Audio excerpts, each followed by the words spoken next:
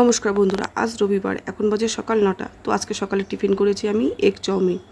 তো আমার চাউমিনটা হয়ে গেছে, ঘরে শসা ছিল না, তাই পেঁয়াজ দিয়েই ছেলে মেয়েকে দিলাম খেতে। তো ছেলে আবার একটু টমেটো সস নেবে, তাই ও নিচ্ছে, আবার আমি বললাম আমাকে একটু দে, তো আমাকে দিল। তো এখন বাজে 11টা, আমি রান্না বসিয়ে দিয়েছি। আর দেখতে পাচ্ছ আমার ভাত উতাল চলে এসেছে। তো এদিকে ভাত হয়ে গেছে, এখানে আমি চিকেন বসিয়ে দিয়েছি, আলু পেঁপে দিয়ে আজকে চিকেনের পাতলা ঝোল করছি। আর এখন বাজে 12টা। তো দেখো আমাদের মাছালা এসেছে, এসে জোর করে একটা মাছ দিয়ে গেল, কেননা এই মাছটা নাকি ওর বিক্রি হয়নি, এটা ছিল। একটু কম সম করে আমাদের মাছটা দিল। তো এখন বাজে দুপুর 1:30। তো আমি খাবার নিয়ে চলে এসেছি। আজকে করেছি উচ্ছে কুমড়ো বটি আর আলু পেঁপে দিয়ে চিকেনের পাতলা ঝোল, আছে গন্ধরাস লেবু আর একটা করে পেঁয়াজ। তো আমি এখন দিয়ে দিচ্ছি ছেলে মেয়ের পাতে উচ্ছে কুমড়ো বটিটা। তো ভালোই হয়েছে উচ্ছে কুমড়ো বটিটা খেতে।